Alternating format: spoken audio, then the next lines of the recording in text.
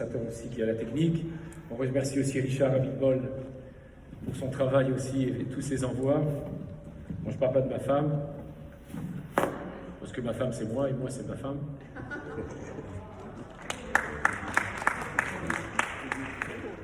Et tous les deux c'est moi. Non. Là j'ai fait un lapsus qui n'est pas révélateur. Alors, allons-y. You are ready? On y va. Il y avait quelque temps, je vous avais raconté cette histoire. Il y avait un jour une femme qui fait un rêve. Elle se réveille, et puis lorsqu'elle s'est réveillée, elle dit à son mari, « Tu sais chérie, j'ai rêvé que tu m'offrais une belle parure. »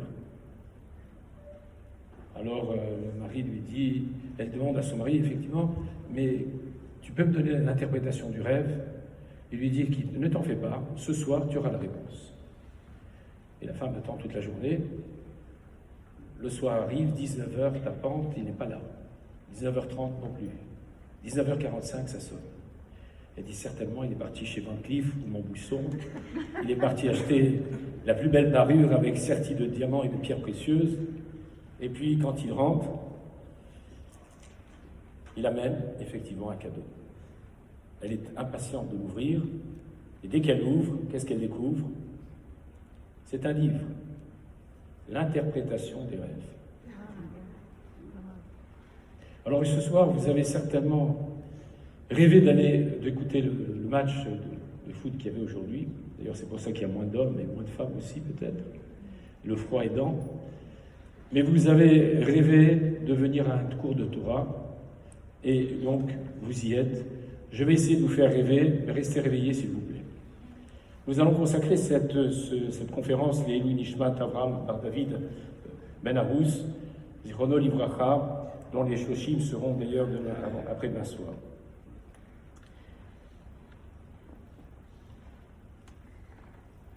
Alors, songe ou mensonge? Vous avez tout à l'heure posé un certain nombre de questions tout à fait pertinentes. Grâce à vous, vous m'avez fait le plan de la conférence. Donc, je vais pouvoir aller jusqu'au bout de nos idées. Et là, c'est pas de ma faute. Hein. Il marche tout seul, l'ordinateur. Non. Bon. Je ne sais pas ce qu'il a, mais il marche tout seul. Hein. Bon.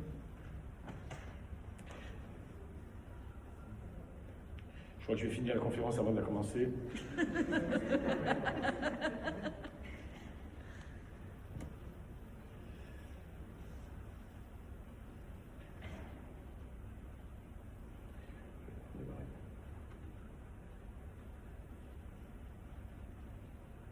L'ordinateur est en vrai. Oui, il est un peu froid. Vous l'avez refroidi, je crois. Voilà, on y arrive. Vous voyez, il part tout seul. Je ne sais pas ce qu'il a.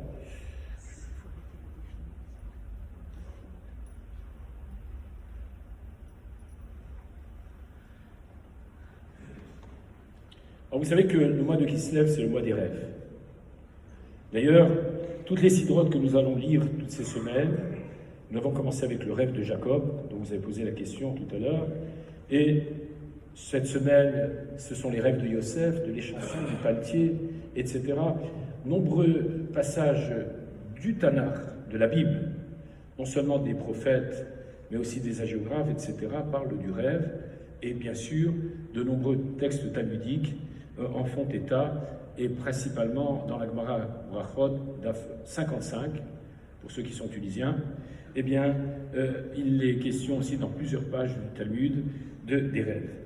D'ailleurs, le rêve occupe une place extrêmement importante dans notre vie, puisque 20% de notre sommeil est consacré au rêve. C'est impressionnant. Vous allez voir à quoi ça correspond tout à l'heure, ce nombre qu'on vient d'énumérer. Le rêve, d'ailleurs, est une production de notre esprit et de la mémoire qui nous intrigue, d'ailleurs, et on est toujours fasciné, et ça suscite toujours des interrogations. Des fois, il y a des rêves qui sont magnifiques, qui sont en couleur, technicolor. Il y a des rêves en noir et blanc. Il y a des rêves en état plus ou moins d'éveil. Il y a des rêves qui sont en boucle. Et puis, il y a peut-être aussi des rêves prémonitoires, nous allons voir un petit peu tous ces sujets au cours de la soirée, Bezat Hashem. Et nous allons aborder d'abord les données scientifiques. En premier lieu, il y a différentes phases du sommeil. Le sommeil est composé de 3 à 5 cycles de 90 minutes. C'est pour ça d'abord il nous arrive de nous réveiller dans certaines phases du sommeil. Si on a un sommeil un petit peu perturbé, on se réveille un petit peu dans toutes ces phases. Il y a aussi l'endormissement, premièrement. La deuxième phase, c'est le sommeil léger. La troisième phase, c'est le sommeil paradoxal, ou celui qu'on appelle le sommeil des rêves. Ça ne veut pas dire que dans le sommeil lent, nous ne rêvons pas, mais en réalité, le rêve pendant le sommeil léger est moins riche, moins étayé, moins long, et il est moins nombreux. Par contre, dans le sommeil paradoxal, le sommeil des rêves, c'est là où on rêve le plus. Alors on va essayer d'analyser chacune de ces 3 parties du sommeil. L'endormissement. Les paupières deviennent lourdes et le corps ralentit son activité, tandis que le sommeil léger, les muscles se relâchent et ensuite le cœur bat doucement et la respiration devient lente.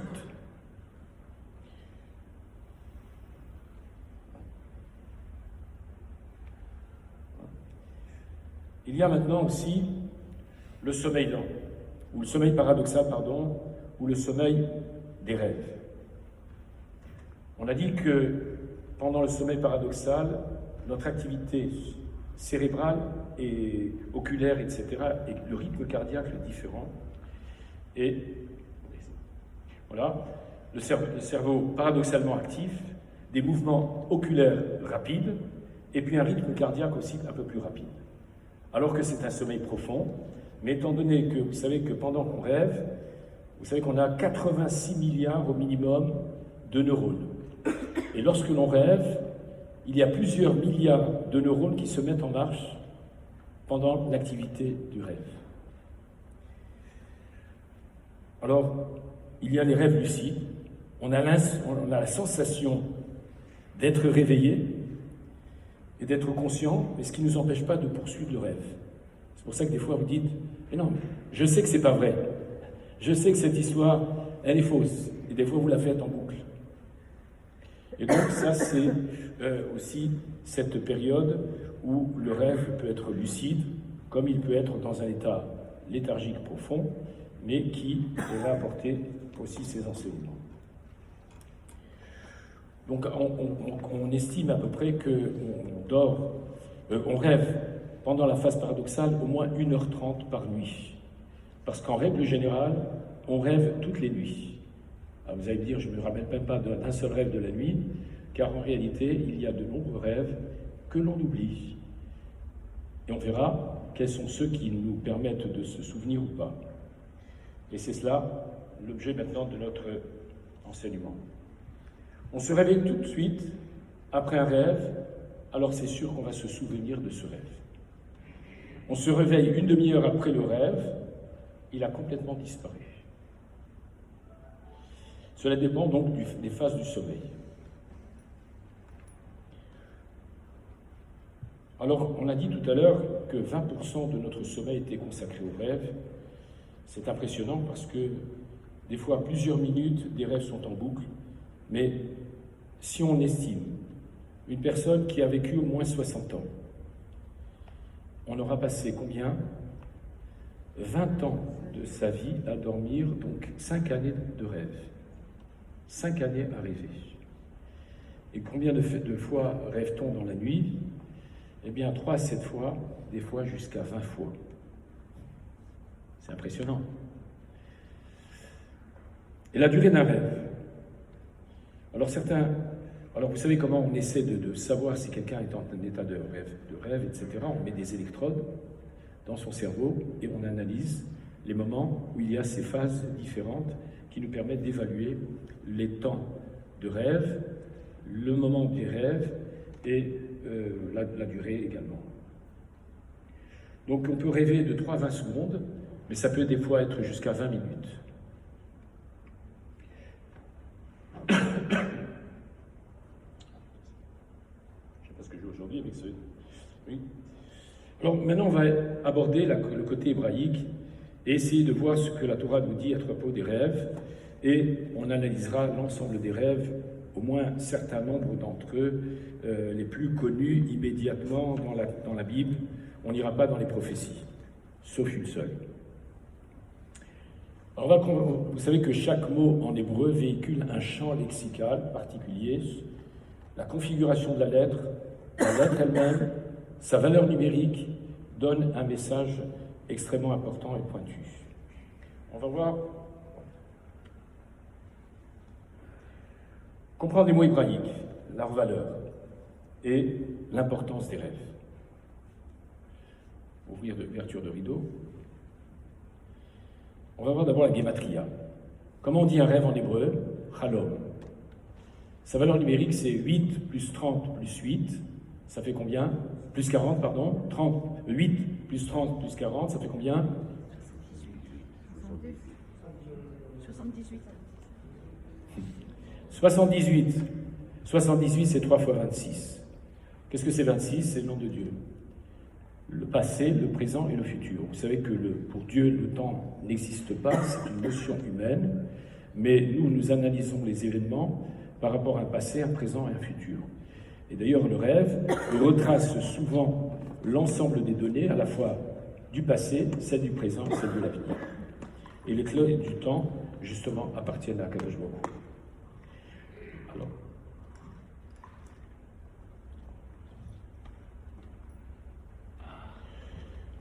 on va faire un anagramme. On écrira le mot Chalom et on va essayer de faire l'anagramme de ce mot. En verlan, nous avons d'abord les mêmes lettres qui apparaissent, le mot lechem. Qu'est-ce que ça veut dire le lechem? Le pain.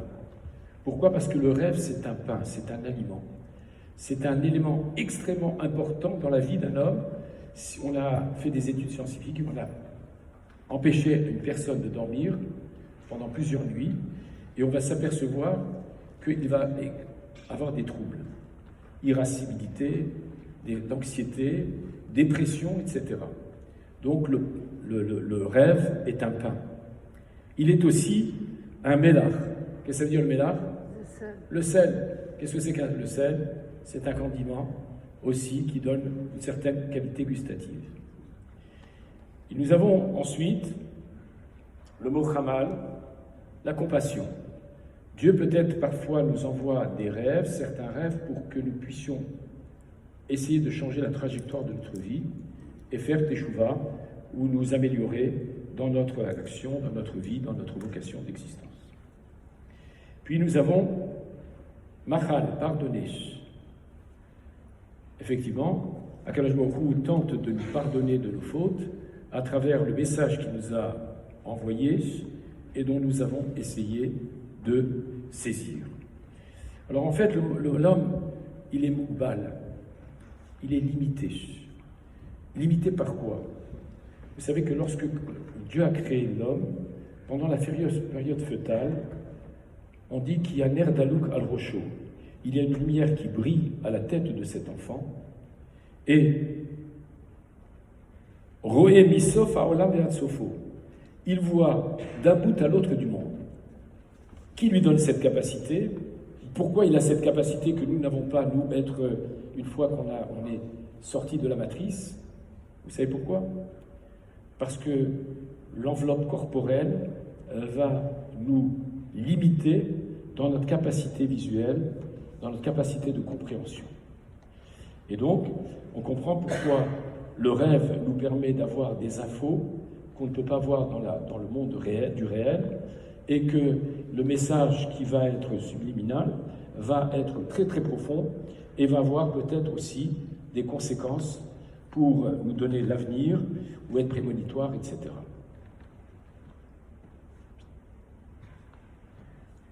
Le Harizal, d'ailleurs, il a fait une sieste dans laquelle il a dit « J'ai appris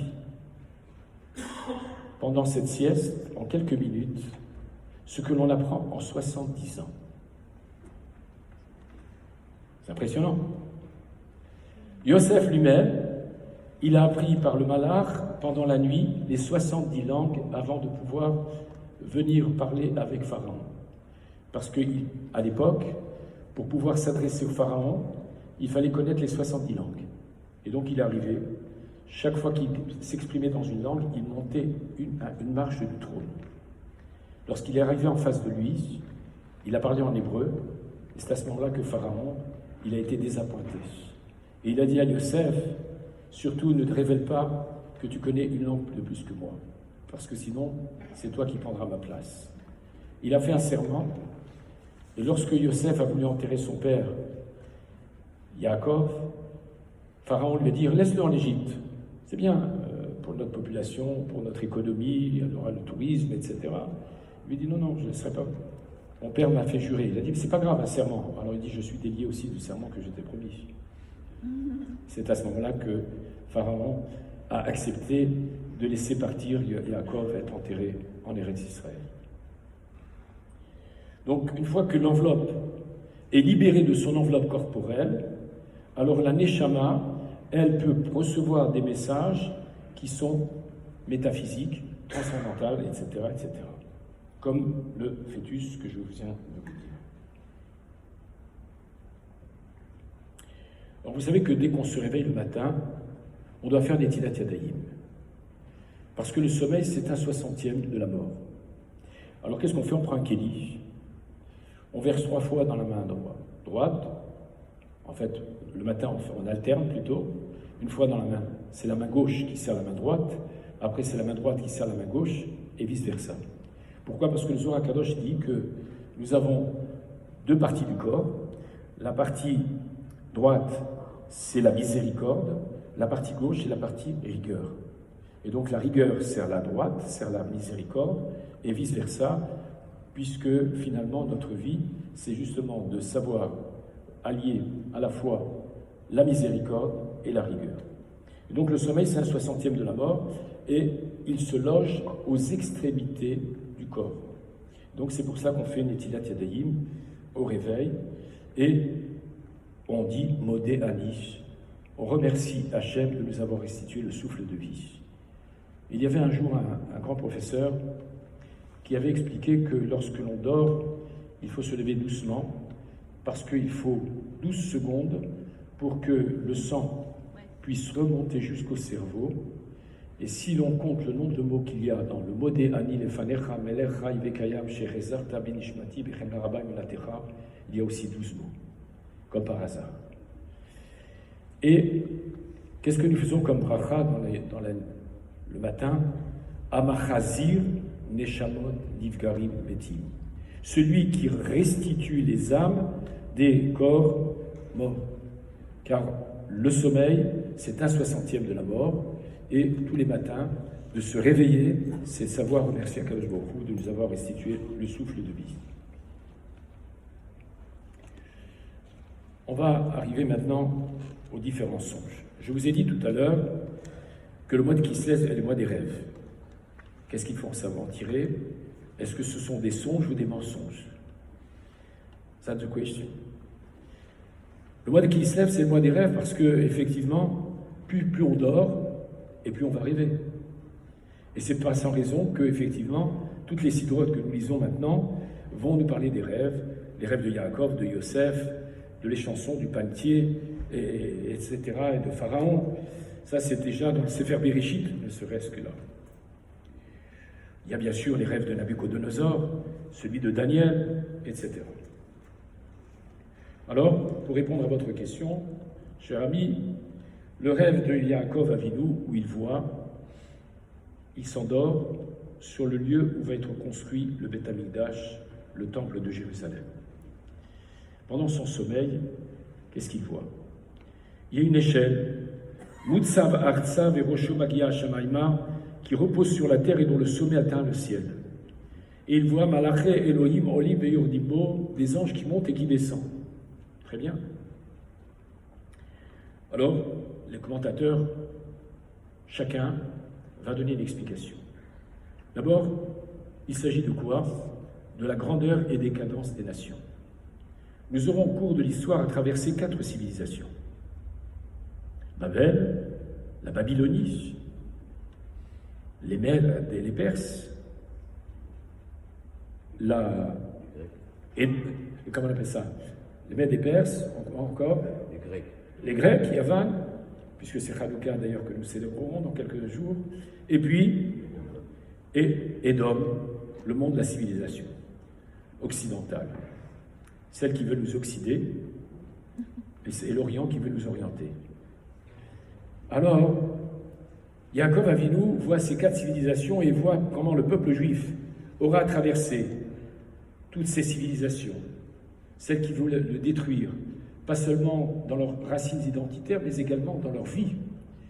Et je passe l'Inquisition, les croisades, l'âge de fer, l'âge d'or aussi, et bien sûr la Shoah. Et Yaakov Avinu a eu peur. Lui, Yaakov n'est pas sur l'échelle, il est à côté. Et Hachem invite Yaakov à monter sur l'échelle, il dit non, je ne veux pas monter. Et Yaakov voit que Édom, cette 4e civilisation que nous vivons, monte sans jamais redescendre. Alors il prend peur. Il a très peur. Pourquoi? Effrayé de voir que cette civilisation ne prend pas fin. Voilà, ça fait 2000 ans. Regardez comment la Torah n'a pas pris une seule ride. Mais je vais ajouter quelque chose de très fort. Il y a un prophète qui s'appelle Obadiah. Et il a dit, Im tagmia ben akochavim, si tu t'élèves même entre les étoiles. Sim kinecha ben akochavim, même si tu mets ton nid dans les étoiles, misham ani orinecha. De là, je t'en ferai redescendre.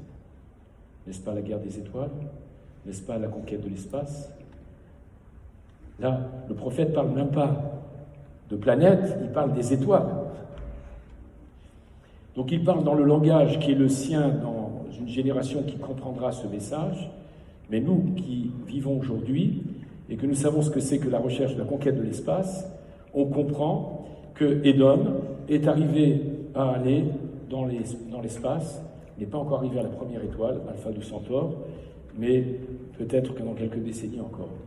En tout cas, vous voyez que cette prophétie, elle est réelle et elle a toute son acuité et toute sa réalité jusqu'à aujourd'hui.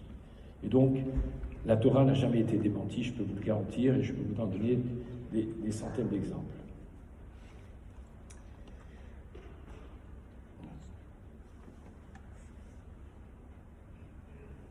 Voilà, grandeur et décadence des nations. 4 civilisations, mitaglia, kanesher, imbenkin, kochavim, simkenecha, misham, ovidecha, niachem, oracle de Dieu. Et nous arrivons au rêve de Yosef, et c'est la paracha de la semaine. Yosef a un statut privilégié. Pourquoi a-t-il un statut privilégié? D'abord parce que, vous savez que Yaakov a voulu épouser Rachel, Lavan, le fourbe, lui a fait épouser Léa à son insu, et ensuite, il a dû travailler encore 7 ans pour avoir Rachel, et le premier enfant qu'il a eu de Rachel, qui est son aîné, celle avec laquelle il devait se marier parce qu'il savait que c'était Rakeret Abayit, le principal personnage du foyer, eh bien, il a eu finalement Yosef, pour lequel il a d'ailleurs investi beaucoup d'énergie, beaucoup de force. Il lui a transmis un message, le message de la Torah, dans toute son amplitude. Et voilà que Yosef va rapporter à son père les mauvais comportements, si vous voulez, de ses frères, ou en tout cas, comme il les avait perçus, et peut-être pas, il y avait une dialectique entre les Bnei Noach et les Bnei Israël. Ça veut dire, est-ce qu'ils ont un statut encore des Bnei Noach, c'est-à-dire qu'ils ont seulement les 7 lois qui donnent l'humanité, ou bien ils sont déjà des Bnei Israël, auxquels ils ont les 613 commandements qui devront appliquer. Alors je ne vais pas rentrer dans tous les détails, mais c'était juste pour déjà donner quelques petits éléments. Yosef va faire 2 rêves. Il va les raconter à ses frères. Le premier rêve, Vaïsneu Oto. Ils vont le détester. D'abord, non, Vaïkaneu, ils l'ont jalousé. Et ensuite, ils l'ont détesté. quand il a rapporté le deuxième rêve. Quel est ce premier rêve? Vene anachnu me'alemim alumim, voilà que nous étions en train de mettre en gerbe. Vene,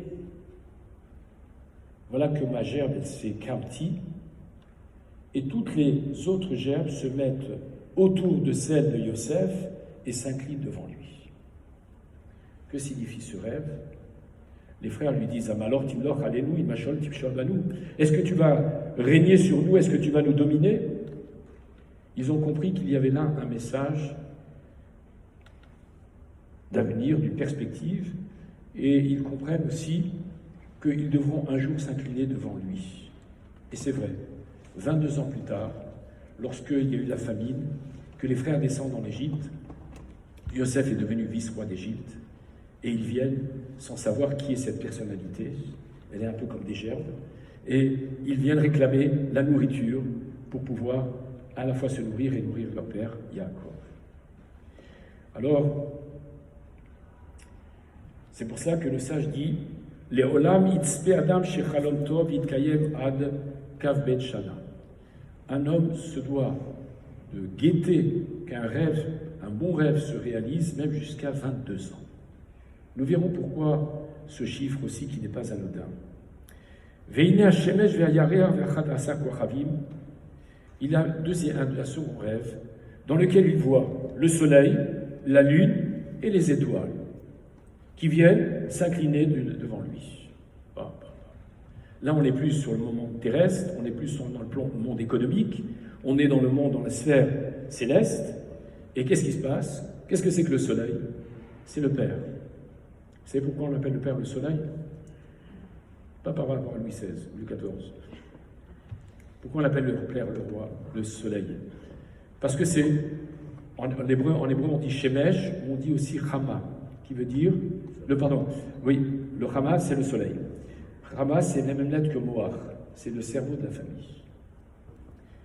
La mère, on l'appelle, c'est la lune, Levana. C'est pour ça qu'il y a des filles qui s'appellent Levana. Parce que ça vient du mot Lev, qui veut dire le cœur.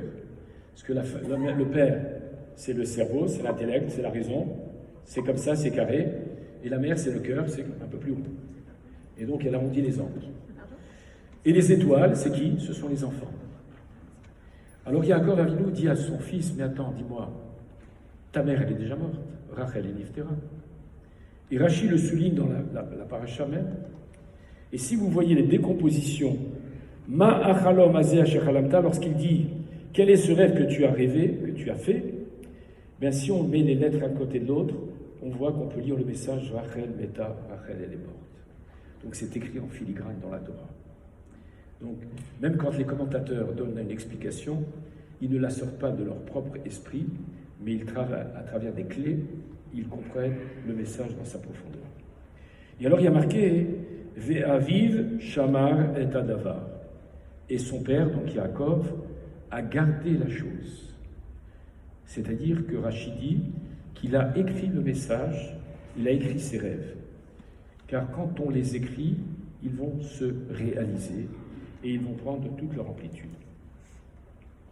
Rachid dit d'ailleurs, Ayamanti nous metsapé matayavo, il attendait et guettait quand est-ce que ses rêves allaient survenir. Et d'ailleurs, Yosef va devenir l'interprète des rêves et le pharaon l'appellera Tsafnat Parneach, celui qui interprète les secrets. D'ailleurs, les frères vont descendre à 3 reprises en Égypte. Et c'est pour ça qu'il y a marqué 3 fois Veiné. Et voici.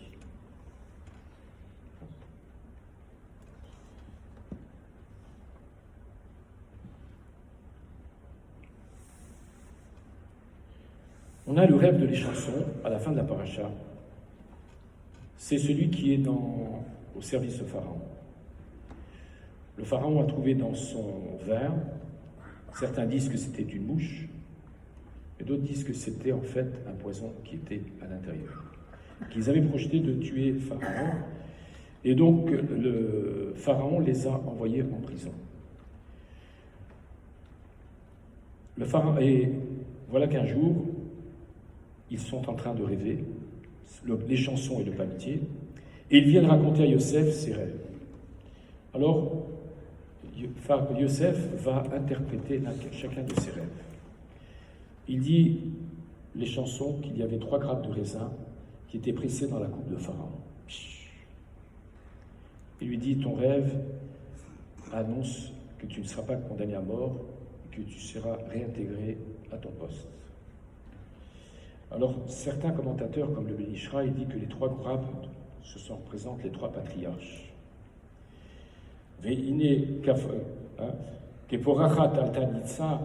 Et que les bourgeons ont poussé, il s'agit des femmes, les matriarches, les 4 matriarches.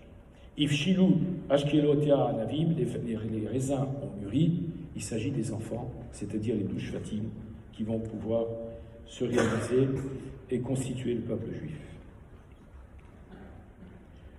Mais voilà que le pâtier, lui, on appelle le Sar Aophim dans la paracha, il a 3 paniers, 3 sortes de pain et les oiseaux viennent picorer. Yosef dit, tu sais, dans 3 jours, ça représente les 3 paniers, tu seras pendu et tu vas mourir donc. Pourquoi interprète-t-il ainsi comme le rêve? Parce qu'en principe, un oiseau ne vient pas picorer sur la tête de quelqu'un s'il bouge. C'est-à-dire, qu'est-ce qu'on fait dans un champ? On met un épouvantail. Ça semble si simple. Et regardez le rêve de Pharaon. Ça sera la paracha de la semaine prochaine. Si Pharaon rêve, c'est pour faire sortir Yosef. Parce que des fois, on confond la cause à l'effet. On croit que c'est parce que Pharaon qui a rêvé que Yosef va sortir de prison. Non, c'est Dieu qui suscite le rêve à Pharaon pour que Yosef sorte de prison. Vous avez compris la nuance. Alors, dans ce rêve, il voit 7 vaches grasses et 7 vaches maigres. Alors, il va demander à ses magiciens, ses devins, ses cartomanciens, ses nécromanciens, quelle est la signification de ce rêve? On dit que 10 parts de sorcellerie sont descendues sur l'humanité, 9 ont été dévolues à l'Égypte et une seule au reste du monde. C'est dire que c'était des personnages d'une capacité, spécialisés dans la sorcellerie. Alors certains l'ont dit, tu vas avoir 7 filles, tu vas les enterrer, les 7 filles. D'autres, ils ont dit, tu vas avoir 7 grandes choses et puis 7 choses qui ne vont pas être bonnes, etc. Mais Pharaon n'est pas rasséréné, il ne croit aucun de ceux qui vont lui donner l'interprétation.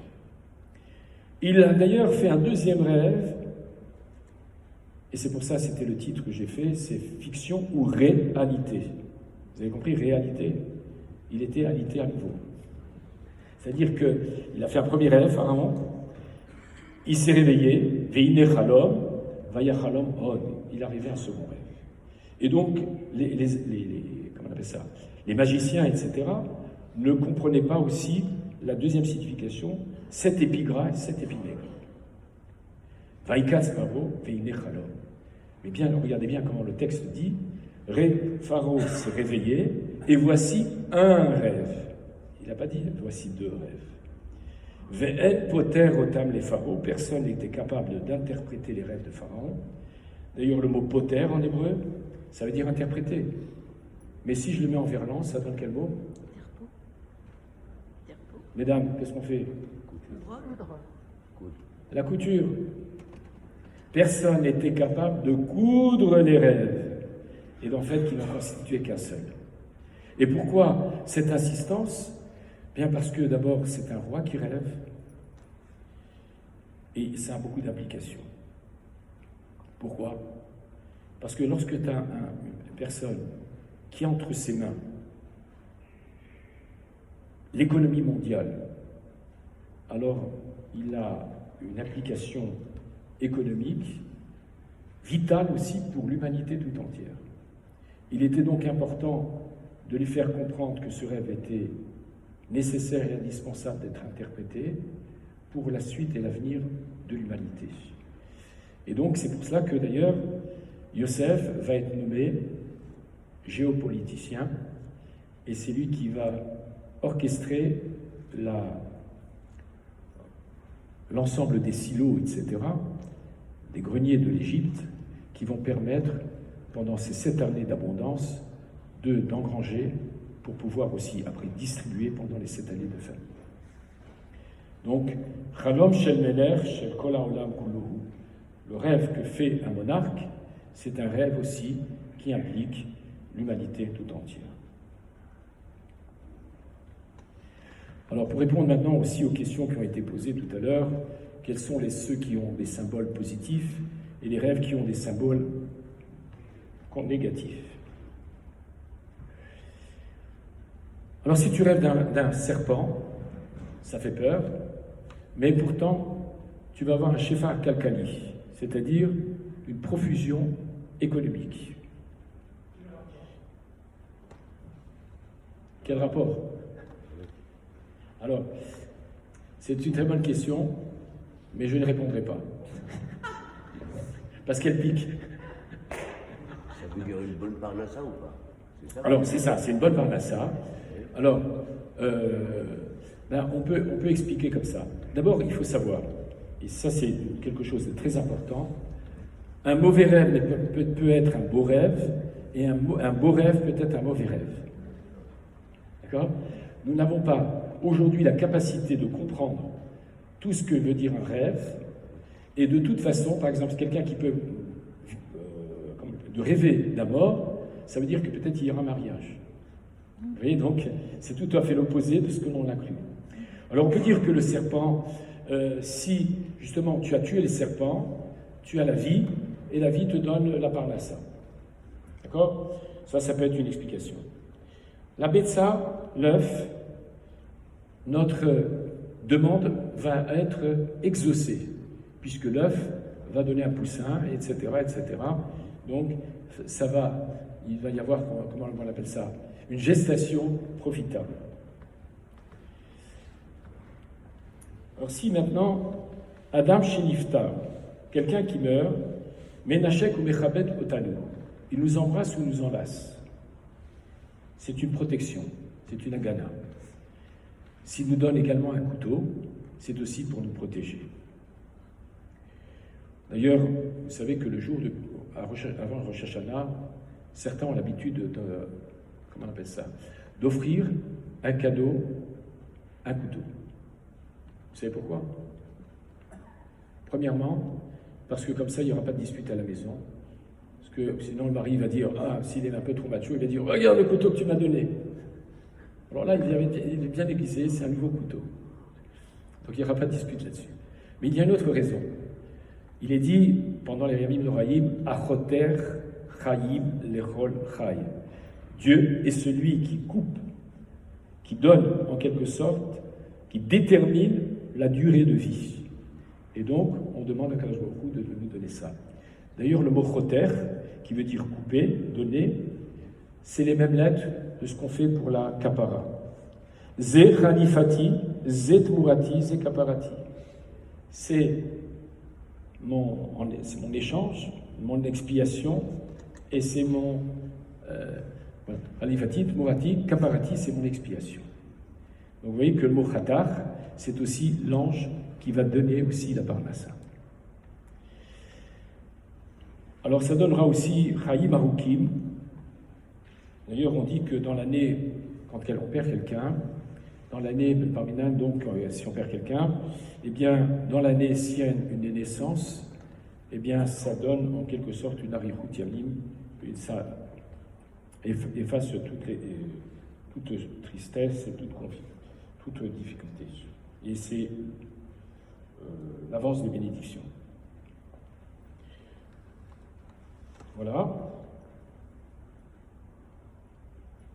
Si celui qui reste meurt, c'est qu'il a reçu la vie. Donc oui, ne vous inquiétez pas, si vous réveillez que vous mourrez, c'est que vous allez vivre. Donc vous voyez qu'il ne faut pas prendre le rêve au premier degré, il faut savoir qu'est-ce qu'il signifie avant de pouvoir en donner. Il y a aussi les symboles négatifs. Alors dans ce cas-là, il faut faire ce qu'on appelle le natavat chalom. Il faut soit demander à 3 personnes, leur dire notre rêve, et qu'ils nous disent chalom tov, chalom shalom. Mais nous verrons, on ne peut pas le dire à n'importe qui. On le verra tout à l'heure. Alors la couleur bleue, c'est symbole de la royauté, c'est le symbole de la crainte divine, c'est aussi un symbole qui aussi peut faire peur. La deuxième chose, une bougie qui s'éteint. Vous savez qu'il n'est pas bon de faire un anniversaire et d'éteindre des bougies. Vous avez vu que le Motsei Shabbat, on n'éteint pas les bougies en soufflant, mais on verse un peu de vin pour pouvoir éteindre la bougie. Pourquoi? Parce que Ner Hashem, Nishmat Adam, la lumière de Dieu, c'est l'âme de l'homme. Donc, une bougie qui s'éteint, que l'on éteint, c'est un petit peu en quelque sorte diminuer sa vie. Adam Sheniftar, Lokar Chavetz Kolcheu, quelqu'un qui disparaît et qui prend un objet de la maison ou de l'endroit où on se trouve, n'est pas un bon signe également. S'il prend également, c'est la suite des négatifs, s'il prend les chaussures ou une chaussure, c'est un symbole négatif également, ou qui nous mord, ou bien qui meurt à nouveau. Dans ce cas-là, il faut certainement faire Atavat Chalom, demander ou faire des mitzvot, des masim tovim pour essayer de contrer cet effet négatif. Et s'il n'y a pas les trois personnes, est-ce que je peux les faire moi-même Halom Tov, Halom Shalom ou pas? Oui, ou même s'il n'y a pas trois personnes, on va voir, on va y arriver. Alors, quelqu'un aussi qui est fiancé, qui est niftar, ça veut dire que le mariage va être repoussé.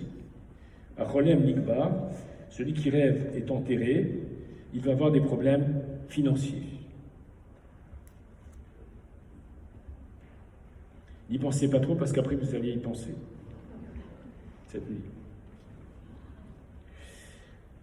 Parce qu'effectivement, on est victime de nos pensées de la journée aussi. C'est l'antithèse. Amar Rabbi Shmuel bar Nachmani, Amar Rabbi Yochanan, il dit au nom Rabbi Yochanan, El marino l'adam, on ne montre à l'homme et la miruré libo. On montre à l'homme dans son rêve, dans ses rêves, ce qu'il a pensé tout au long de la journée. Alors si on suit Freud, ben oui, effectivement. Oui, bon. Alors pendant le sommeil, vous savez que le cerveau, en hébreu, s'appelle Moar. Pourquoi on l'appelle Moar? Ça vient du mot Macha, effacer. Et c'est aussi, quand je permute les lettres, ça donne le mot Cham, qui veut dire chaud. Alors qu'est-ce que ça signifie? Que le cerveau est toujours en ébullition, il ne s'arrête jamais, même en état de sommeil, vous le savez, et heureusement pour nous. Et quoi encore? Il efface. Effectivement, les scientifiques viennent de découvrir qu'il y a un liquide qui tombe sur le cerveau et qui nettoie le cerveau, et c'est comme un ordinateur qui trie, qui classe, il y a une corbeille, etc. Et donc, vous voyez que dans les mots, on avait déjà les infos avant même que la science découvre tout cela. C'est comme, je vous l'ai déjà dit, tous les organes du corps. Oznaïm, pourquoi on appelle les oreilles Oznaïm, ça vient de Oznaïm, l'équilibre. Parce que l'équilibre interne donne l'équilibre physique. Mais l'oreille aussi, elle nous permet d'avoir l'équilibre spirituel, de la pensée, de l'action, etc. Alors, effectivement, il y a des sages de Talmud qui disent Divrei Chalomot, les enseignements des rêves, l'homme alin velomo idin. Ils n'ont pas d'effet ni dans un sens ni dans un autre. Ils s'inspirent du passé, de la mémoire, des fois tout se mélange et notre environnement il interfère dans le contenu de tous les rêves et parfois aussi la consommation de certains médicaments peuvent provoquer à la fois des hallucinations mais également des rêves qu'on peut faire. Alors effectivement, on peut être influencé par notre imagination. Il y avait un empereur qui avait posé la question à Rabbi Yoshua. En chachamata, il a dit, toi tu es sage. Et morli ma chalom alayla. Il dit, qu'est-ce que je vais rêver aujourd'hui? Alors Rabbi Yoshua lui a répondu, Bachalomecha, tiré, dans ton rêve tu verras, Sheata, Nofel, Bachevi, tu vas tomber entre les mains des Parsiim, des Grecs, des Perses, pardon, en captivité. Viemial Tsura Lerara, ils vont te causer beaucoup de mal. Kolayom Chachav Amelech al Divrei Rabbi Yoshua. Tout au long de la journée, Rabbi Yoshua a pensé à cela. Uvalaïla Chalam et Achalom. Et la nuit, il a rêvé de ce que lui avait dit Rabbi Yoshua. Voilà comment les rêves peuvent avoir une influence négative aussi sur la personne, ou positive parfois. Rabbi Yochanan dit, et là on va voir, quels sont les rêves qui vont se réaliser. Shlosha Dvarim Mitkayimim. Chalom Shel Shachit, le rêve que l'on fait au petit matin. Chalom Shechalam Lo Chaveru, un rêve qu'un ami a fait à votre rencontre, ou vous l'avez fait vis-à-vis d'une personne. Chalom Sheniftar Betor Chalom, un rêve dont l'interprétation a été donnée à l'intérieur du rêve. Et c'est d'ailleurs une des raisons pour lesquelles Pharaon n'a pas accepté l'ensemble des interprétations, sauf celle de Yosef, puisqu'il savait l'interprétation, mais l'avait oubliée. Et donc, dans les strates de sa conscience, lorsque Yosef dévoile les rêves, alors il s'aperçoit qu'effectivement, il en avait dit la vérité. Yesh Omrim, Chalom Shenishna, un rêve qui se réitère. Lorsque voilà Pharaon fait à deux fois, à deux reprises, il rêve.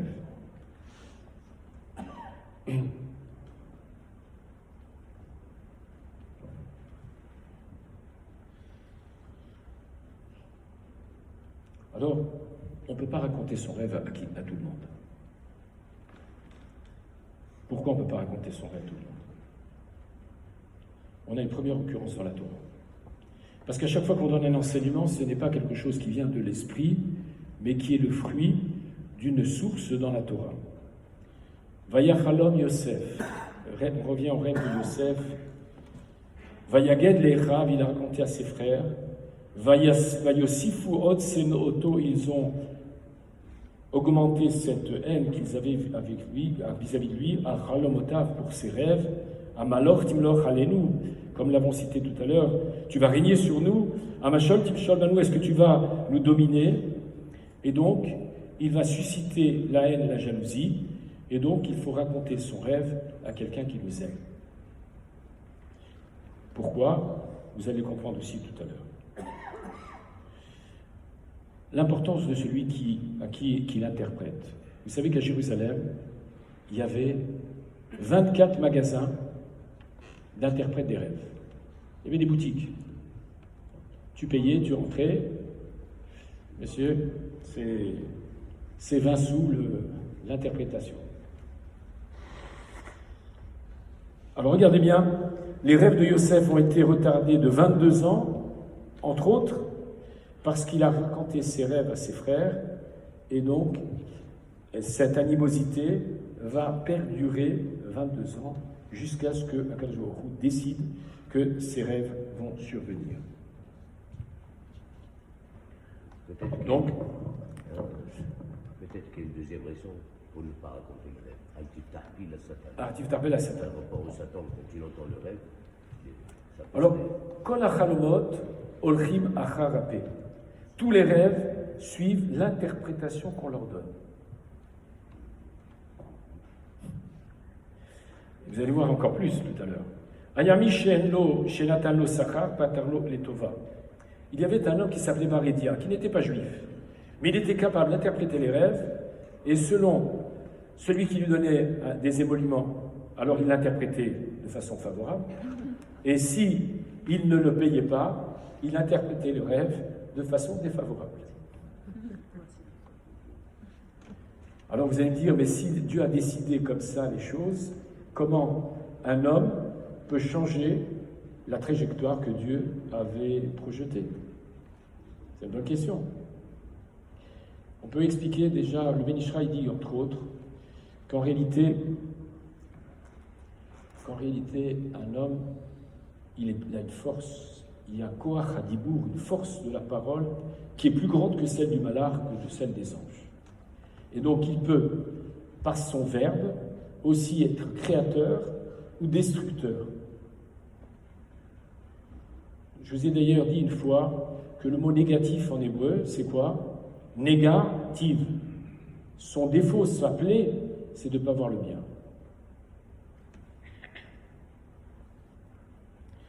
Alors on va voir maintenant des rêves prémonitoires, puisque vous avez aussi posé la question. Vous voyez, j'ai composé la conférence au fur et à mesure que vous avez posé les questions. C'est paru dans le journal Maariv et dans un livre de parapsychologie. Yaakov, Chalamti. Il y a une femme qui est dans son lit, c'est la nuit. Elle dit, j'ai rêvé. Chez Ayeled Nechenak. Notre enfant, il s'est étouffé. Barla Kamim Tato, le mari se lève de son lit. Mier el Harissat Atinok, il se lève et va directement dans le berceau de l'enfant. Avimeir ben Hashmone Chodashi, Avimeir est son nom, il était âgé de 8 mois, ou Matsaoto Kimat Lelo Ruach Chaim, il l'a vu sans inanimé, que chez Einav Pekuchot, ses yeux étaient ouverts, Arpaska Nishimato, mais son souffle a cessé, il ne respirait plus.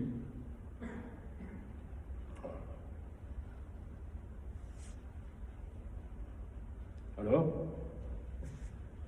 il est parti plus vite que l'habitude de course. Ben Shama l'épée, Urshebiado Imanit ou Mease Bemeretzrav. Il a fait donc du bouche à bouche, et dans sa main droite, il est en train de presser pour faire un massage cardiaque. Et levatinok, Kavur et Garim, Achadim, et lorsque, après quelques minutes, Chazra Neshimata Tinok, la respiration de l'enfant revient. Otosman Igia Gamarofé. Le médecin est venu et il a diagnostiqué. Il a dit l'enfant est sorti de tout danger.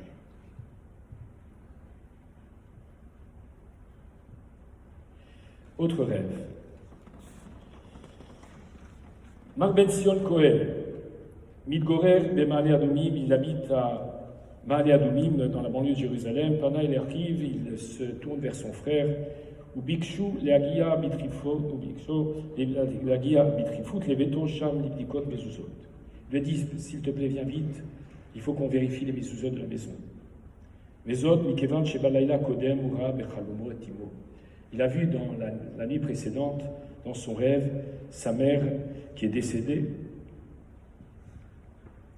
Et Kesheyi Overet Micheder Lecheder, elle parle de pièce en pièce, Arkeshegia les Fetar Cheder Aorim. Lorsqu'elle arrive à la porte des parents, Itzbia el Mezuzat Delet. Elle montre les linteaux de la porte, Misham Ibanta le Delet Aitzia, et de là elle va vers la porte d'entrée. Gamkan Itzbia la Mezuzat Delet, et elle regarde encore, elle montre les linteaux de cette porte, les marber pelés. Il y a quelque chose d'exceptionnel, Kacher Badak Avi et Amezouza Abaït, et Mezuzot Abaït, lorsqu'il a commencé à faire l'examen de l'ensemble des Mezuzot, Ayurak j'étais Mezuzot et Lupsulot, celles que la mère a montrées dans le rêve, c'était les seules qui étaient Psulot.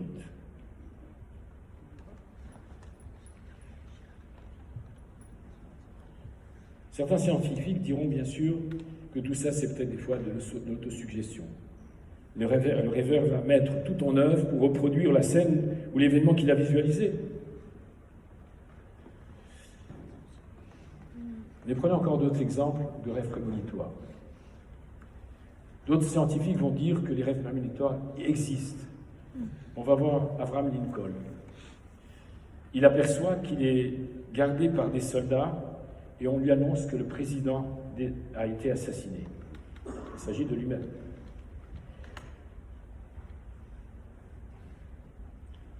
Et puis voilà, il en fait part à sa femme et à ses proches. 13 jours après, le rêve se réalise et on publie que le président a bien été assassiné. Pour le Titanic, on a répertorié 19 personnes qui avaient prévu ou savaient que le Titanic allait sombrer en mer. Je vous rappelle que c'était, quand il est sorti le Titanic, ils ont dit qu'il était insubmersible.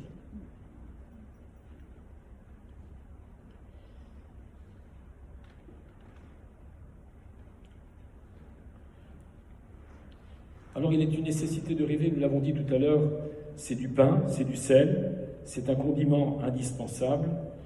Et nos sages disent Kolalan Shivat Yamim Belo Chalom Nikrara. Quelqu'un qui ne rêve pas pendant 7 jours est appelé mauvais. Pourquoi? Comme on l'a dit tout à l'heure, Chalom Ra Adif Mechalom Tov. Un mauvais rêve est meilleur qu'un beau rêve. Parce que sinon, vous voyez, quand un élève travaille très bien, il dort sur ses lauriers. Mais lorsque il voit qu'il faut se réveiller, alors à ce moment-là, il change un petit peu son modèle de vie. Les fichiers Umevi est Adam idée de Chouva parce que justement, un mauvais rêve va éveiller la conscience d'un être et lui permet donc de faire Teshuvah. Alors je vous avais dit que la privation totale du sommeil est quelque chose aussi qui est néfaste pour l'homme. Il devient irascible, il devient irritable, il a une alternance entre l'euphorie et la dépression, et donc il a une volonté aussi de rester seul, parce que cette privation du rêve le déstabilise. Donc c'est un condiment indispensable. Atavat Chalom, comment faire pour justement donner une issue favorable à notre rêve? Nos Chachamim nous disent, au nom de Rabbi Yochanan, Aroué Chalom Shenafsho Aguma, Yelech Veishive Lifnei Shlosha. Comme je vous ai dit, quelqu'un qui a fait un rêve qui le perturbe, son âme est perturbée, alors il ira devant 3 personnes et il laissera Yomar Lahem Chalom Tov, Chalom Shalom. Ou bien, tout simplement, dès qu'on se réveille de son sommeil, il faut dire quoi? Il faut dire un verset ou quelques mots positifs. Déjà en disant Chalom Tov, Chalom Shalom, mais on peut dire, voilà, c'est un beau rêve que j'ai fait et qu'il va avoir une issue favorable. C'est ainsi qu'il réussira à être un bon signe. Avant Modéani ou après Modéani? Après Modéani, quand même. Après Modéani. Tov Uv et Tov Yehe. Alors maintenant, s'il y a un rêve aussi qui est perturbant, il y a au moment où les Kohanim font la Birkat Kohanim, il y a, d'ailleurs, vous le trouverez aussi dans le Patach Eliyahu, un texte dans lequel on demande que le rêve soit de bon augure et qu'il soit favorable pour notre avenir.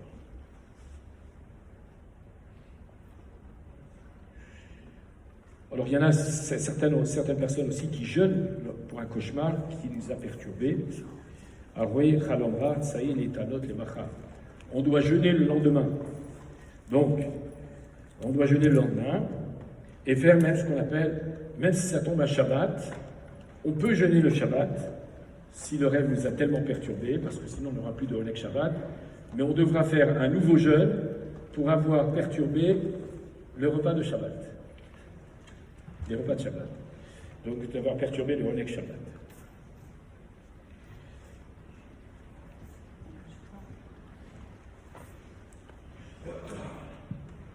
Alors, comment arriver à faire de beaux rêves? Ou en tout cas, ne pas avoir de cauchemar. Isaïr la Sokba Torah Samouch Leshina, on essaiera de s'occuper de l'étude de la Torah pendant son sommeil. Kedushat à Torah Tishmor Alav, la sainteté de la Torah lui sera protectrice. Deuxièmement, on devra lire le schéma comme il se doit.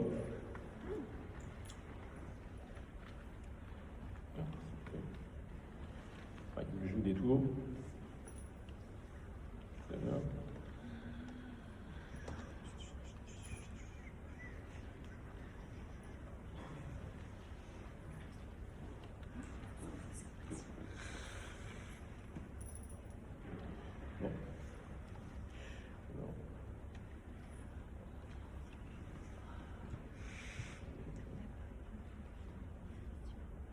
Voilà.